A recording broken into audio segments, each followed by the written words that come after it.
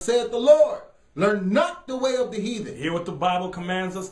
Learn not the way of the heathen. Who's the heathen that we're learning from today? The so-called white man. We are commanded not to learn.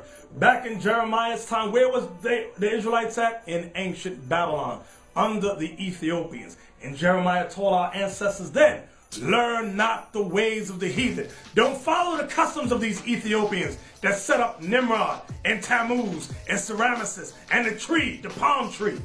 Don't follow it. Now here we are in the United States of America.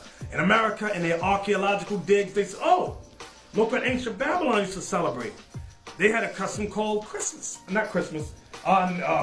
Sol Invictus and all that. They said, oh, let's bring that custom here to America.